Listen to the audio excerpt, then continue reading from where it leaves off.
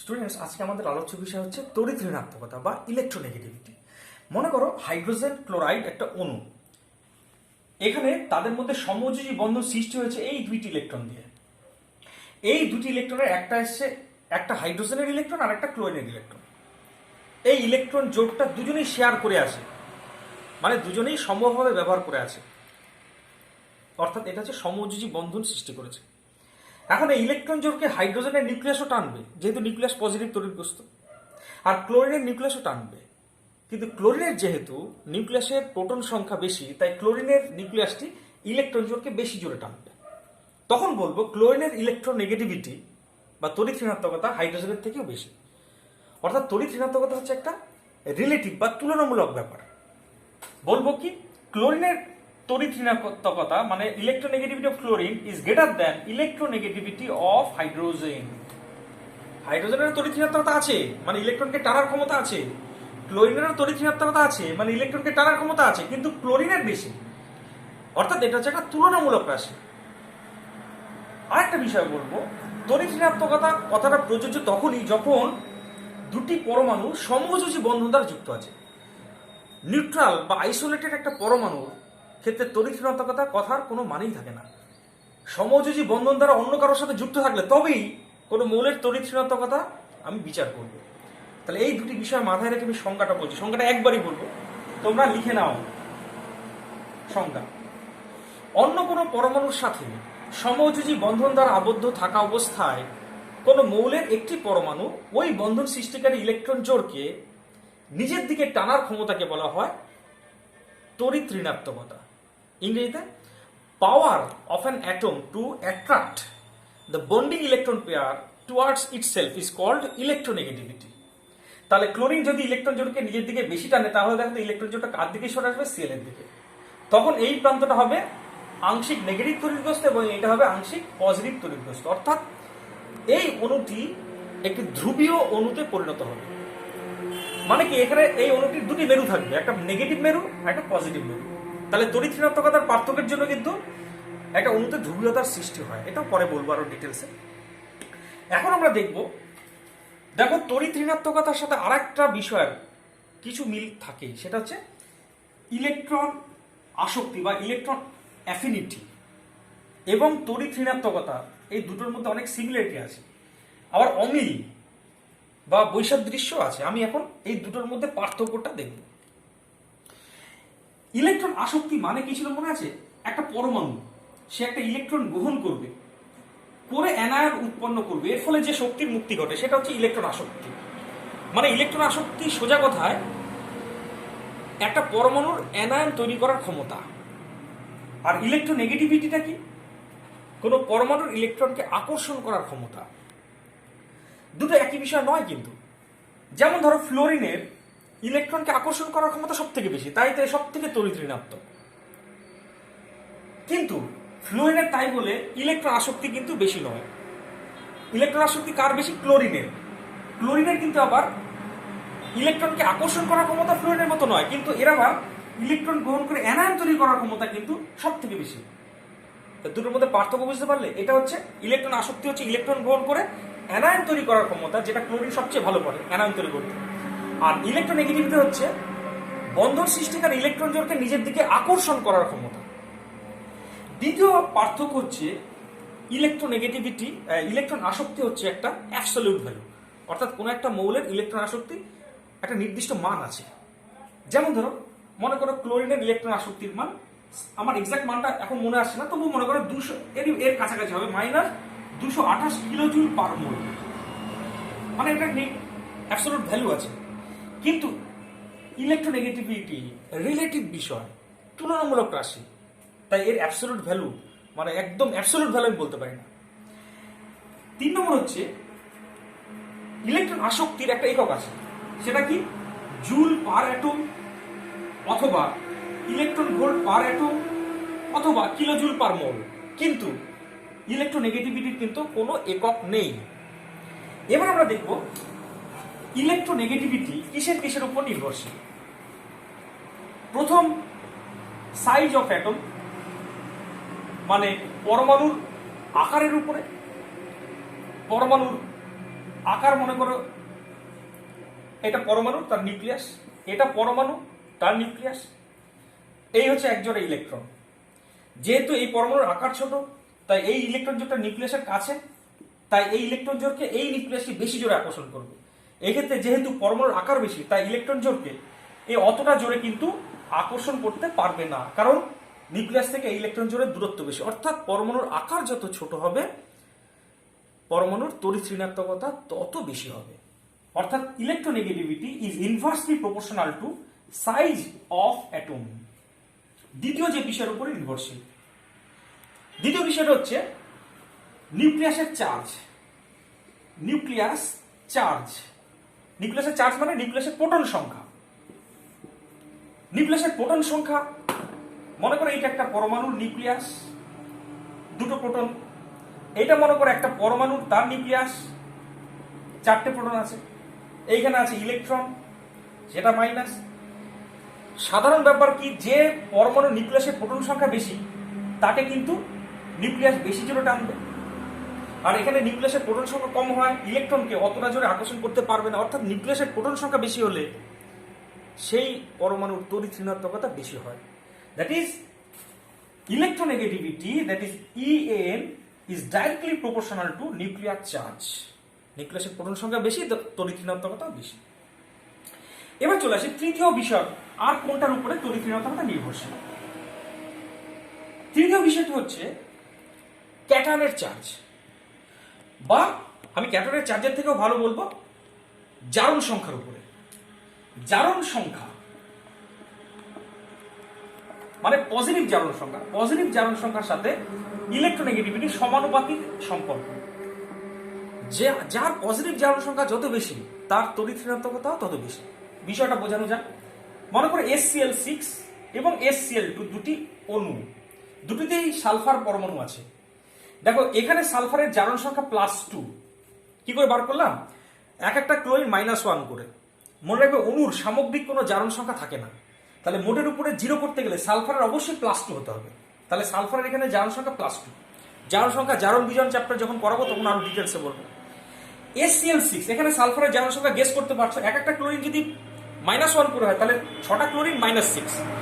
তাহলে মোটের উপরে 0 করতে গেলে এখানে সালফারের জারণ সংখ্যা +6। যেহেতু এই দুটি অণুর মধ্যে দুটোই সালফার ঠিক আছে, কিন্তু এই সালফারের জারণ সংখ্যা বেশি, তাই এ বেশি তড়িৎ ঋণাত্মক, বেশি তড়িৎ ঋণাত্মক। তাহলে কি দেখলাম? জারণ পজিটিভ জারণ সংখ্যা যত বাড়বে, তড়িৎ ঋণাত্মকতা তত বাড়বে। একইভাবে তোমরা গেস করতে পারছো FeCl3 এবং FeCl2 এর মধ্যে, এখানে Fe এর জারণ সংখ্যা +2, এখানে +3। তাহলে দুটো Fe হলে কি হবে? এই Fe বেশি তড়িৎ ঋণাত্মক, বেশি ইলেকট্রোনেগেটিভ সংখ্যা লিখলাম। অর্থাৎ জারণ পজিটিভ জারণ সংখ্যা যত বাড়বে, তড়িৎ ঋণাত্মকতাও তত বাড়বে। চতুর্থ যে বিষয়ের উপর নির্ভর করে তড়িৎ ঋণাত্মকতা, বিষয়টি হলো হাইব্রিডাইজেশন। এখানে লিখলাম হাইব্রিডাইজেশন, বা বাংলায় বলে সংকরায়ন। সংকরায়ন বিষয়টি তোমাদের পরের দুটো ভিডিও পরে পড়াবো, কিন্তু এখন অ্যাট দিস টাইম তোমাকে একটু মনে রাখতে হবে, একটু লিখে নাও, যদি একটু টলারেট করো সোজা কথায়, কারণ বিষয়টা তোমাদের পরে আসে, কিন্তু এখন প্রসঙ্গক্রমে চলে আসলে বোঝাতেই হবে। দেখো সংকরায়ন তো এমনিতে অনেক রকমের হয়, মেইনলি 3টে সংকরায়নের কথা বলছি। একটা হচ্ছে sp সংকরায়ন, sp2 সংকরায়ন, sp3 সংকরায়ন। আমি 3টে যৌগ ধরে বলছি, যেমন ধরো অ্যাসিটিলিন, এটা হচ্ছে মনে করো ইথিলিন। নিশ্চয়ই তোমরা যৌগগুলোকে চিনতে পারছো, ক্লাস 11-এ পড়লে কি হবে, যৌগগুলো চিনতে পারছো। এট দিস পয়েন্ট একটা জিনিস মনে রাখো, যে কোনো কার্বনের 3টে বন্ড থাকলে, এই 3টে বন্ড আছে, ট্রিপল বন্ড থাকলে সেই কার্বনটি sp সংকরায়িত। যদি কোনো কার্বনে ডবল বন্ড থাকে তাহলে sp2 সংকরায়িত, আর যদি কোনো কার্বনে একটা বন্ড থাকে তাহলে sp3 সংকরায়িত। এখন এইভাবে মনে রাখবে। এবার মনে রাখবে s অরবিটাল যেহেতু নিউক্লিয়াসের একদম কাছে থাকে, তাহলে s অরবিটালকে নিউক্লিয়াস সব থেকে বেশি জোরে আকর্ষণ করে। আর p d f তারা যেহেতু নিউক্লিয়াস থেকে দূরে, তাই তাদের সেই অরবিটালগুলিকে নিউক্লিয়াস অতটা জোরে আকর্ষণ করে না। তাহলে s অরবিটাল বা s অরবিটালে থাকা ইলেকট্রনগুলিকে যেহেতু নিউক্লিয়াস জোরে আকর্ষণ করে, তাই যত বেশি s ক্যারেক্টার বা s চরিত্র তত বেশি তড়িৎ ঋণাত্মক। এটা মাথা রাখো, একদম মাথার মধ্যে গেঁথে নাও কথাটা। যত বেশি s চরিত্র পরমাণু তত বেশি তড়িৎ ঋণাত্মক। দেখো তো এই কার্বনটি sp সংক্রায়িত, তাহলে এখানে অর্ধেকটা s আছে, অর্ধেকটা p আছে। তাহলে অর্ধেকটা s মানে এখানে 50% লিখবো, 50% s চরিত্র। এই কার্বনটি 50% s চরিত্র। এই কার্বনটি দেখো তো, যদি s এবং p অরবিটাল দুভাগ আর এক ভাগ হচ্ছে s অরবিটাল, তাহলে 3 ভাগের 1 ভাগ হচ্ছে s চরিত্র। তাহলে 3 ভাগের 1 ভাগ মানে এটাকে পার্সেন্টেজে ভাগ করলে দেখবে 33.33% s চরিত্র। এই কার্বনটি এই কার্বনটি হচ্ছে যেহেতু sp2 সংক্রায়িত, তাহলে এর মধ্যে s চরিত্র আছে 33.33%। একইভাবে গেস করো, এই কার্বনটি sp3 সংক্রায়িত, মানে 4টে ভাগের মধ্যে 1 ভাগ s। মোট কটা অরবিটাল আছে দেখো, s এর একটা অরবিটাল, p এর 3টে অরবিটাল, তাহলে 4 ভাগের 1 ভাগ হচ্ছে s অরবিটাল। তাহলে এখানে 25%, মানে 4 ভাগের 1 ভাগ মানে 25% s চরিত্র। তাহলে আমি আগেই বলেছি যে s চরিত্র যত বাড়বে তড়িৎ ঋণাত্মকও তত বাড়বে। তাহলে এই কার্বনটা কিন্তু সবথেকে বেশি তড়িৎ ঋণাত্মক, তারপরে এই কার্বনটা বেশি তড়িৎ ঋণাত্মক, তারপরে এই কার্বনটা বেশি তড়িৎ ঋণাত্মক। তাহলে বলতে পারি sp carbon is more electronegative than sp2 carbon than sp3 carbon. এই কথাটা মনে রাখবে, এরপরে অ্যাপ্লিকেশনটা পরে বলবো। এবার চলে আসি ভেরিয়েশন, পর্যায় বরাবর পরিবর্তন, শ্রেণী বরাবর পরিবর্তন। মনে করো তুমি বাদিক থেকে ডান দিকে যাচ্ছ পর্যায় সারণীতে, তাহলে পরমাণুর আকারও ছোট হয়, আবার নিউক্লিয়াসের চার্জও বাড়ে। তাহলে যত বাদিক থেকে ডান দিকে যাবে তড়িৎ ঋণাত্মকতা বা ইলেকট্রোনেগেটিভিটি বৃদ্ধি পায়। এই অনুসারে সব থেকে বেশি তড়িৎ ঋণাত্মক হবে হ্যালোজেন মৌলগুলি। এবার মনে করো উপর থেকে নিচে আসছো, যত উপর থেকে নিচে নামবে পরমাণুর আকার বাড়বে, তাহলে নিউক্লিয়াস থেকে শেষ কক্ষের দূরত্ব বাড়বে, তড়িৎ ঋণাত্মকতা তত হ্রাস পাবে। তাহলে কোন একটা শ্রেণী বরাবর উপর থেকে নিচে নামলে তড়িৎ ঋণাত্মকতা বা ইলেকট্রোনেগেটিভিটি হ্রাস পায়। এই তো জেনারেল ট্রেন্ড বললাম, একটা পর্যায় বরাবর বাদিক থেকে ডান দিকে গেলে তড়িৎ ঋণাত্মকতা বাড়ে, আর শ্রেণী বরাবর উপর থেকে নিচে নামলে তড়িৎ ঋণাত্মকতা হ্রাস পায়। কিন্তু এটা তো সাধারণ ব্যাপার, কিন্তু এত সাধারণ ব্যাপার জয়েন্ট এন্ট্রান্সে আসে না। তোমাকে মনে রাখতে হবে কয়েকটা এক্সেপশনাল স্পেশাল কেস। এবার যেটা বলছি খুবই কনসাসলি তোমরা কিন্তু মনে রাখবে। মনে করো প্রথম পর্যায়ে আমি যে সমস্ত মৌলের তড়িৎ ঋণাত্মকতা মনে রাখতে হবে শুধু তাদেরকেই উল্লেখ করছি, মাইন্ড, বাকিদের আমি মনে রাখছি না। তাহলে প্রথম পর্যায়ে হাইড্রোজেন পরমাণুর তড়িৎ ঋণাত্মকতা মনে রাখতে হবে, যার হচ্ছে 2.1। পর্যায় দ্বিতীয় পর্যায়ের মৌলগুলিকাকে লিখে যায়, lithium, beryllium, boron, carbon, nitrogen, oxygen, fluorine পর্যন্ত মনে রাখলেই হবে।